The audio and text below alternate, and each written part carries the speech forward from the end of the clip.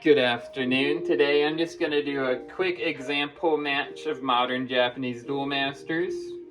This match will take place with the $5 Monodark Abyss Super Strong Deck Precon and the $5 Light Nature Heaven's Gate Blockers Control Super Strong Deck Precon. To start, I'm going to roll to decide who goes first. The purple will be Abyss and the blue will be Heaven's Gate. So Heaven's Gate will start. Both will just draw their opening hand to 5. Heaven's Gate will not draw for turn since it's going first. He's just going to go ahead and charge and pass. Now Abyss will draw for a turn. The first few turns typically tend to be a little bit on the slower end of things. As we build up mana, he's just going to charge and pass. Draw for turn. Alright, let's see. I've got a few choices here in this deck. This is where this deck now decides if it wants to ramp or if it wants to search. I think I want to search, so I will charge to mana. Tap 2. This card lets me look at the top 4 cards of the deck and add any 7 cost or less to hand. The rest will go to the bottom in any order. It's going to add 3 to hand. The Heaven's Gate's going to go to the bottom. And then that will be his turn.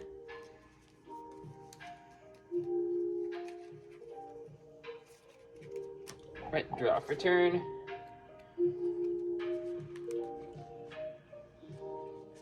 I will charge the Cobra.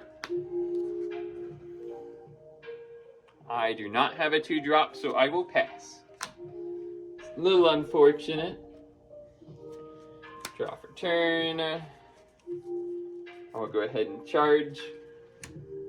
Untap and then tap those 3.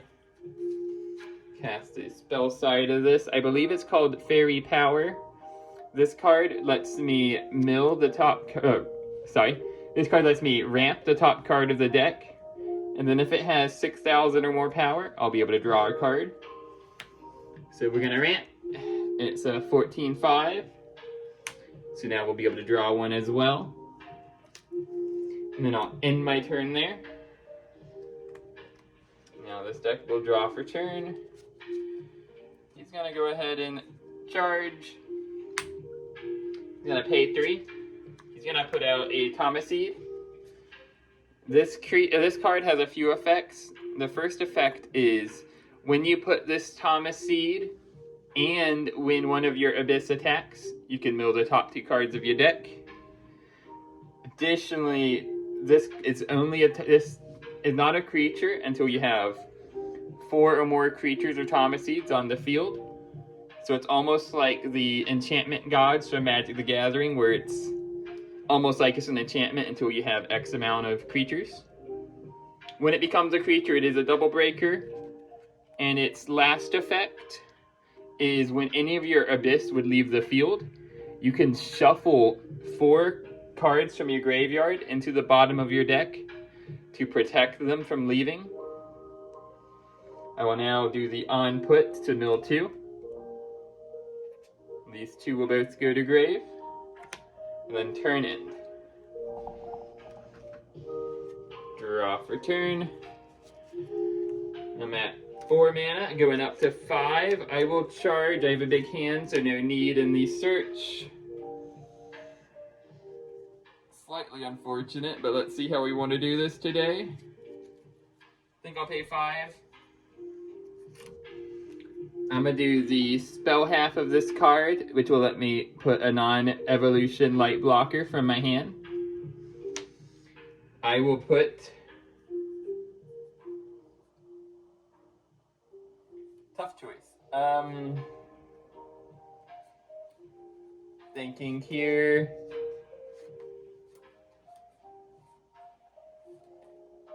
I will go ahead and put Velvet. This one's a blocker, double breaker, And then whenever your opponent puts a creature, it goes in tapped. So anything he summons is going to be immediately tapped. And then it's 11k.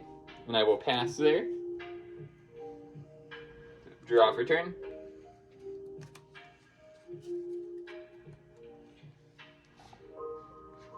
Thinking, let's see.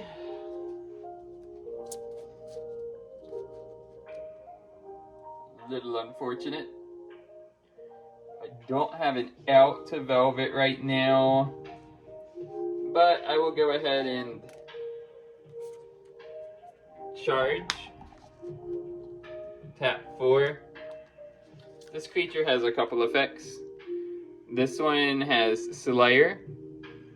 And then when you put this creature, you can look at your opponent's hand and then discard one creature from that hand. Lastly, it has Civil Count 3. If you control 3 or more darkness creatures or Thomaseeds, when this creature attacks, you'll be able to use the when you put effect of one of your opponent's creatures in their graveyard, and then shuffle that card from the grave into the bottom of the deck. So for example, I would be able to, none of those have ETBs, but if they had one with an ETB, I'd be able to use its ETB. I will now start by doing the looking at the hand and discarding. This is entering tapped, by the way, due to Velvet. I will discard that one, the Rumayon. And then that will be turn end there, since I can't attack. This is still a Thomaseed. Now we draw for turn on the Heaven's Gate side. We got 2 options here. I can go greedy, or I think I'm going greedy. I will charge, pay 6 for Heaven's Gate. This is the key card of the deck. This card will allow you to put 2 non-evolution light blockers from your hand at no cost. Just gonna go ahead and put these 2. Gonna have a few effects resolve. I'm gonna start with this one, which will let me shieldify something the opponent controls. I will go ahead and shieldify to put him into the shields. Next, I will use the unput effect of this one. He has a couple effects. He is blocker, triple breaker. When you put this creature, you'll put the top card of your decks to your shields, and then you'll put an additional card from the top of your deck on top of that shield. It is counted as 1 shield. So it will add a shield that is 2 triggers in 1. It will break as if it's 1 shield, but both triggers could potentially go off when it breaks. The last effect is when I add a shield, I get to tap a card and it won't untap the next turn. Fortunately, I can't tap this Thomaseed because it's not a creature at the moment, but I will at least be able to do the extra shield. And now from there, I will go ahead and end my turn. It's now this deck's turn again. We're going up to 5. Let's see, I've got 2 engrave. So I can't really remove that, but let's see, I'm gonna charge. I'm gonna pay 2. This one has 2 effects. The first effect is when you get to mill the top card of your deck. The second effect is during my opponent's turn. If they were to put a card without paying its cost, so if they were to like cheat something out, it would go to the graveyard. So whatever they cheat out will then get its ETB and then die. I will get that the mill one. I'm at 3 engrave now. Now I'll go ahead and pay 3. This is entering tapped, by the way. This is another Thomaseed creature. This one's first effect, when you mill the top card of your deck, and then you can pop a card that costs less than the amount of cards in your graveyard. It's not gonna be able to pop anything. The next effect, similar to this one, it becomes a creature when I have 4 or more darkness creatures or Thaumacetes. And then it has, on attack, I can summon a 6 or less from the graveyard. I'll be able to just put for free. From there, I have to end my turn, nothing can attack, and the center tapped. Drawing for turn, I have nothing in hand, so it is just this. And we'll go ahead and hold it in hand. I will now swing. Let's see how I want to do this. This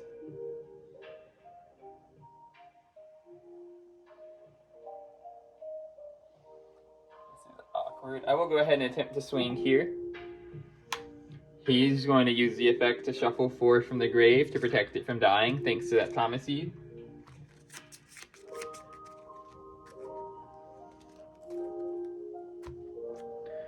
Now I will swing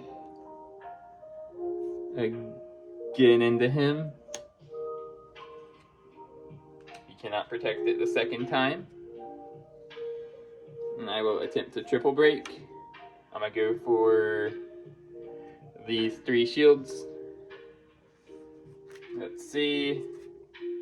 So I do have 1 trigger. This one doesn't say trigger, but it has Civ count 2. If I control 2 or more darkness creatures or Thaumaceeds, you can cast this card as if it had shield trigger. I'm now going to be able to mill the top 4 cards of my deck, and then summon a 4 or less Abyss from my graveyard. Go ahead and summon from grave. That's my only Abyss option, so I have one of him back. And then turn end, untap, draw. Let's see. These are about to become creatures since I'm about to hit the threshold. Got an 11, a 14, 5, and a 7. Thinking here. We'll go ahead and charge. I'll pay 6 for Cobra. Cobra's effect, the shield trigger blocker. And then the effect that matters right now is I can put a 5 or less from my graveyard without paying its cost. Additionally, if I summon this during the opponent's turn, if I didn't lose 2 shields this turn, this will die after using its effect. The oversimplification. I will now put, and this one's not limited to Abyss. Thinking here, and this is tapped. Thinking.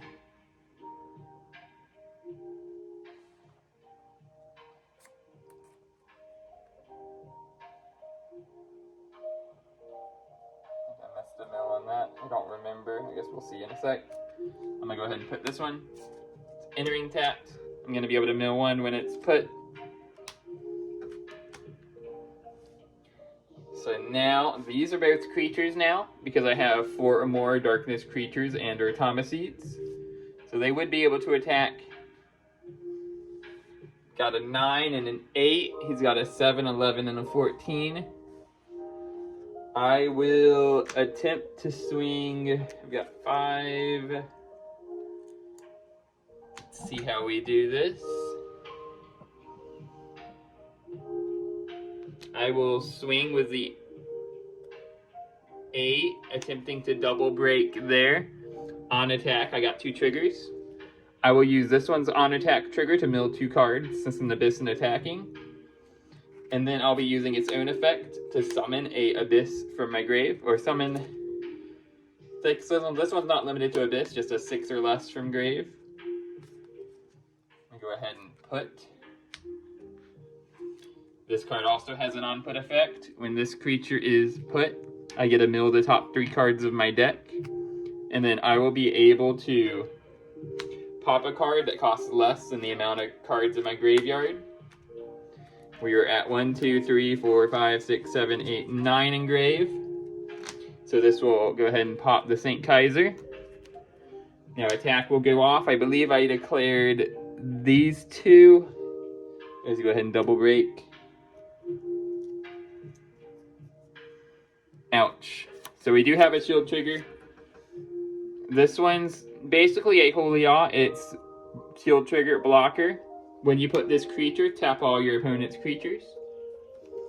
So this is now going to tap down the rest of the board.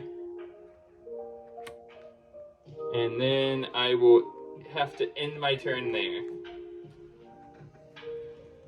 So now, here we go. Draw for turn. Let's see where we're at. I'm at charge. I'm at 4, 5, 6, 7 in hand. I will pay 5. Actually, I can't. He has a card that will stop me from free putting, so let's see. Well, I guess that still works. Yeah, that will still work. Because I'm still able to, but then it will just go to grave. I will pay 5. This is going to get slightly complicated, but I'll try to make it make the most sense. So this will let me put one from my hand. It's going to go ahead and put this one. Turn player will resolve all their effects before the non-turn player. So when this one's put, first it does this X life, where I'll be able to add an additional shield. And then if this card were to leave the field, I can send that additional shield to the graveyard instead. And then the next effect is blocker triple breaker. When you put this creature, you can return 2 spells from your graveyard to your hand. And lastly, when this creature attacks, or when its X-Life shield leaves the field, you get to cast an 8 or less spell from your hand. So I'm going to get the X-Life. That will start a chain of effects triggering. I'm going to put the X-Life underneath it so it's easier to... Sorry, I've got a cat. Make it so it's easier to signify the X-Life shield. I now get to grab the 2 spells. I will return to hand these 2.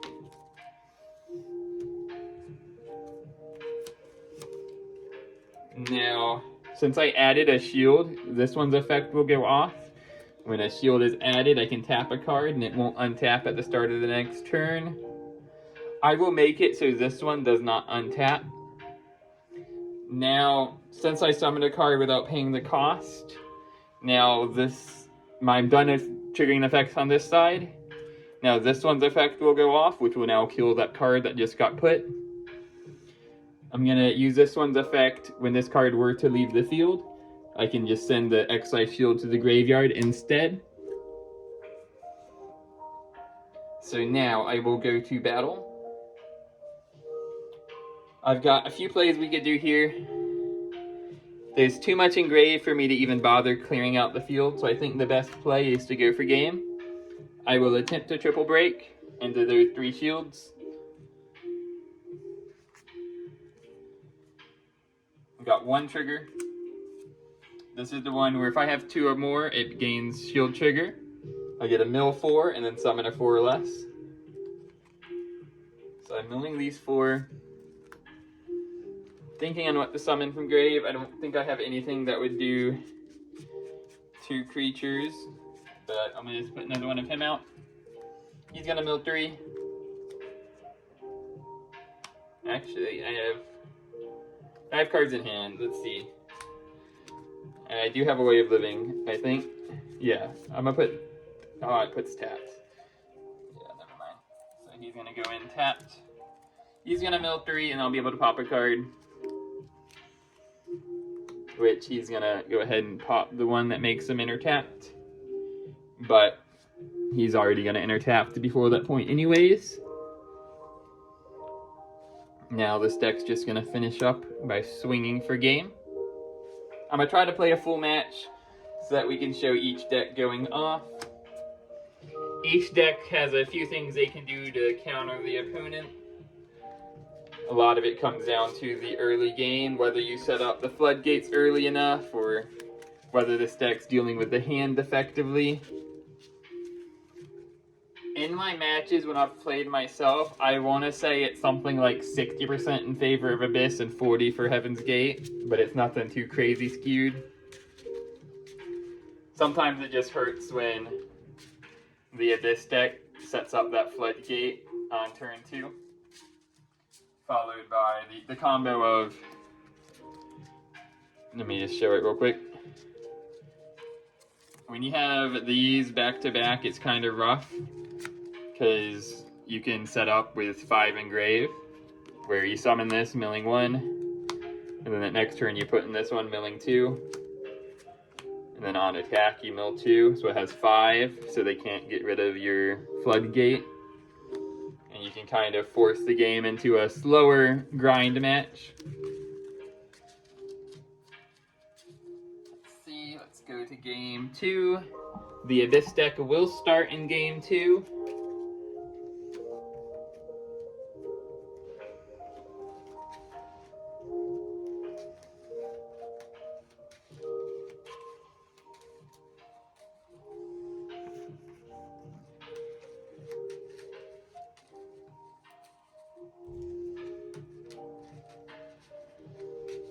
Alright, let's go.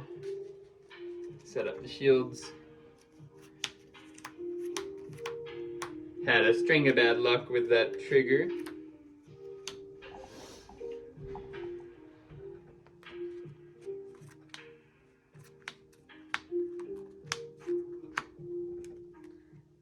I do apologize if it's slightly janky.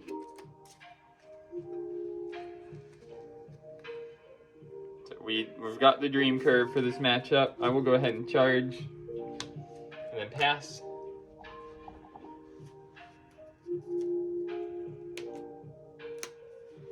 Let's see. I will go ahead and charge and pass. Draw. Charge, pay 2. Gonna mill 1, and this is the one that shuts off the summons from hand, or at least anything summoned from hand will be popped during the opponent's turn. Not just from hand, but I'm just using that example because that's what this deck would be doing. It's basically just a summon without cost. Anything cheated out? Let's see. I will charge. I will pay 2. I'm gonna go ahead and ramp. So the spell half of that card is like a Fairy Life. I'm gonna be able to mill the top, well, ramp the top card of my deck, and then end my turn. Draw for turn. We're now going to charge, tap those 3. This is the one where when put, I mill 2. When any of my Abyss attacks, I can mill 2. As well as if any of them were to leave the field, I can shuffle 4. It becomes a creature when I have 4 or more.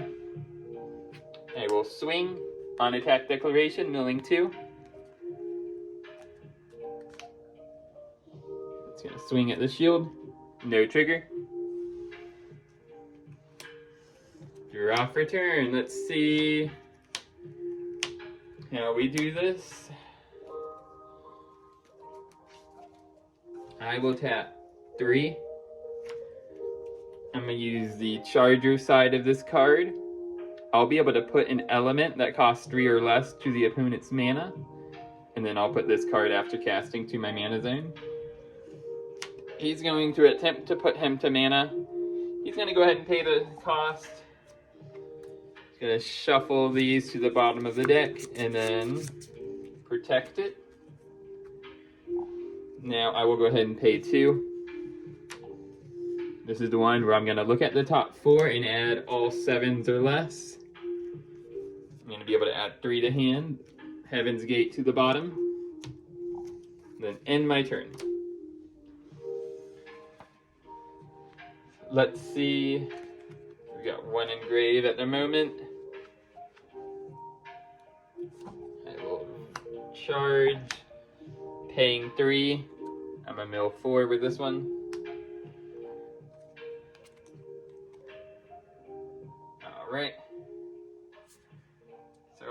got to think how I do this. I will be able to put something, I think I'll go ahead and put Joshin. Yeah, I will put Joshin and I'll describe his effects. This one is Blocker and then Double Breaker. I may cast Abyss creatures from my graveyard as if they had Abyss Rush. Abyss Rush is a keyword where you can summon a card from your graveyard and it will be able to attack your opponent directly that turn, but it can't attack their creatures. At end of turn, that card will go to the bottom of your deck. And if this card were to leave the field, I may discard 2 cards instead. So now I've got 1 mana left, and it makes any Abyss engrave cost 2 less. I will pay 1 to do an Abyss Rush.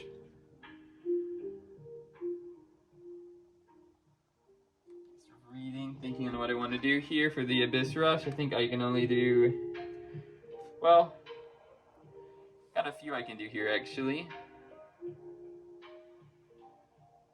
Thinking a little bit. The logic, I could do this one, which will then be able to start doing more summons. I think that's the route I'll do, even though the new summon wouldn't get to use its effect. So I'll pay the 1 to put this Thomaside creature. When it's put, I can mill 1 and then pop a card that costs less. Nothing to pop. This will go to the bottom at end of turn, and it can attack directly this turn.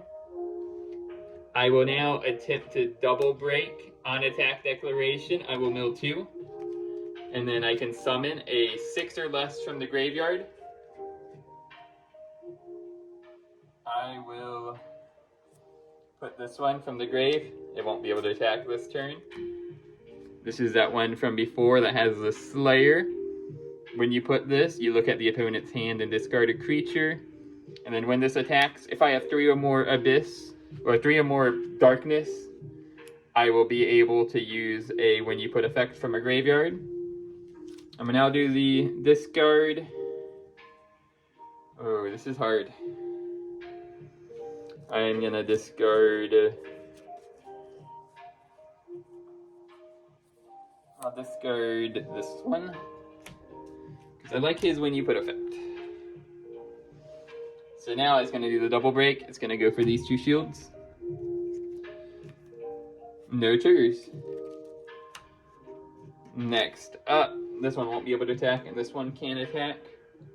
Let's just see if we get lucky and go for game here. I'm going to double break, milling 2 for the last 2 shields. This game ended earlier than I expected. No triggers. Very unfortunate for the Heaven's Gate this time. And then swing for game. So it looks like we're going on to a game 3. At least that kind of shows how this deck interacts with its own graveyard. You end up turning your graveyard into a second hand. And far enough into the game, it makes it so your opponents can't deal with your threats because you'll have 10 cards in grave, so they'll have to be able to destroy your card 3 times in a row to really get rid of it. This deck can really play the grind game sometimes. But here's game 3. Hopefully this third game's a bit more balanced. These decks against each other can sometimes go very long. And there's some crazy plays you can do on both sides. One of my favorite plays is for going for game with this deck. Whenever you can start stealing the when you put effects with this one, if you swing and you've discarded the Holy Flash Guardian at any point in the game, this one's when you put is a Holy Awe. So sometimes you can just go wide, swing, use their Holy Awe from grave, and then just go for game. And it's a very good surprise factor, or you'll use this one's effect, drawing 1 and then summoning a blocker, which I don't think that cards came up yet. But that's one of the key cards of the Heaven's Gate deck. And you do have a few blockers in this deck, such as Joshin or Cobra, that you can cheat in with that effect.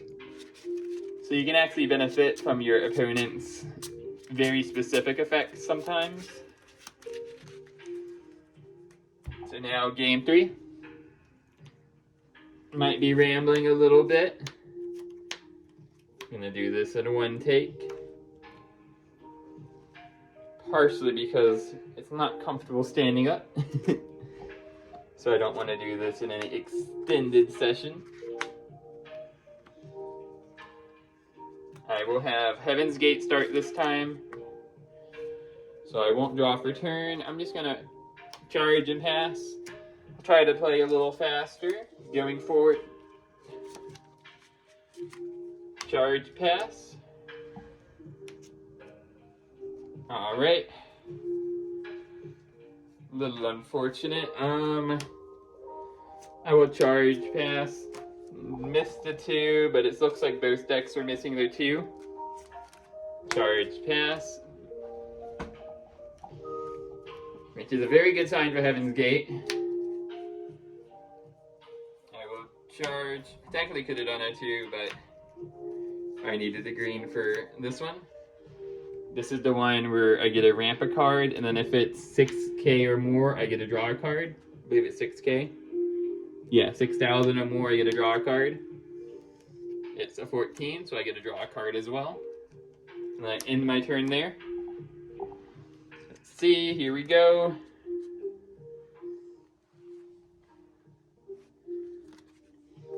Charge, I will pay 2. This card's a little interesting. This card's ability is at the start of my turn, I will grab one of my shields and add it to hand, and then mill a card. And I believe that is mandatory, and it's just a 2 mana 2k. From here I will pass. Let's see, I'm at 4 mana going up to 5. I will pay 2. Look at the top 4, add all the 7 mana or mores. Keep whiffing. I'm adding 3. The Heaven's Gate to the bottom of the deck. I really needed Heaven's Gate, but that should do. I already had 1 at least. 3 mana left to spend. I will go ahead and spend it. I'm gonna do another one of the ones that ramps 1 and then draws a card. It's not 6k or more, so I'm not gonna be able to draw. Draw for turn, start a turn, it's gonna mill 1, and add 1 to hand. So I'm at 3 mana.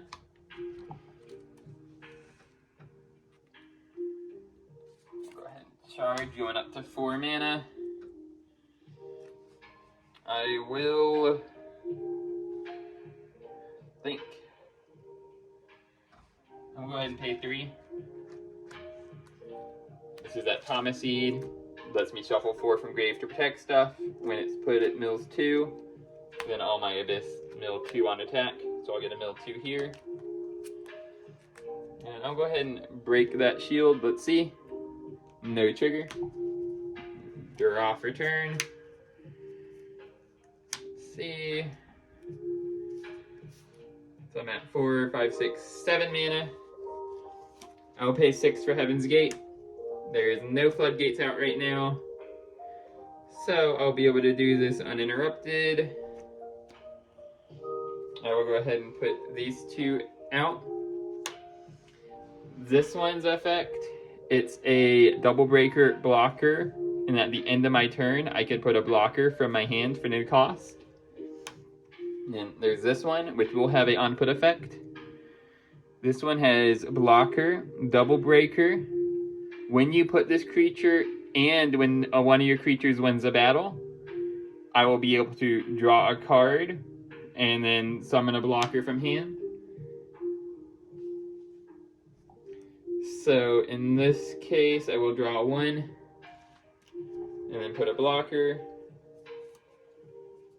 I will go ahead and put the Balmad. He has X life. I get a then also on put, grab 2 spells from grave, and he's the one with an on attack trigger and a when X life leaves trigger. So I'll start with the X life. I'm gonna go ahead and put him right here just so we know which one is the X-Life shield. Now I will return 2. I will return these 2 to hand.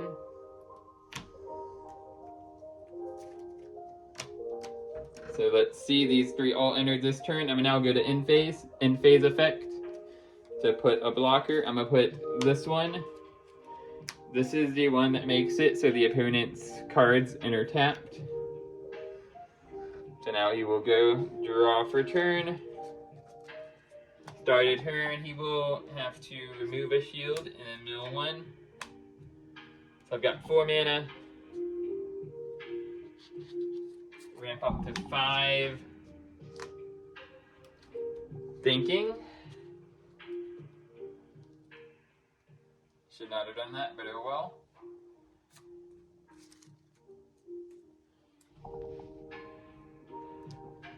Think in this case I will take that back just so I can live another turn, charging that one instead. I will pay the 2 for another copy of him, and then I'll pay 3. He's gonna enter tapped. This is the Justin U. So when will I get a mill 4? And then I could put a 4 less from the graveyard.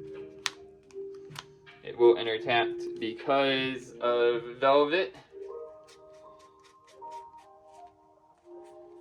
A bit unfortunate. I did not mill the card I wanted to mill. Let's see, 4, 5, 6, 7, 8, 9, 10, 11. I guess this works anyways. He's gonna go ahead and put this one in taps from the grave. When this one's put, you get a mill 3, then pop a card. I will go ahead and pop that one right there. So now this one became a creature, but he has a lot of blockers. It won't get through anyone. So it is redundant to attack. I will end the turn there. So he will now draw for turn over here. Ouch. I think this is where this deck's just going to go for an early game. This match was over quicker than normal. I will go ahead and Heaven's Gate for 2. Gonna put these 2 out. I will start with this one's on put, which will tap down the board. And then this one's gonna let me draw 1 and then put a blocker. Go ahead and put another Bad Bell. Gonna put a shield and then return Heaven's Gate and Velvet to hand.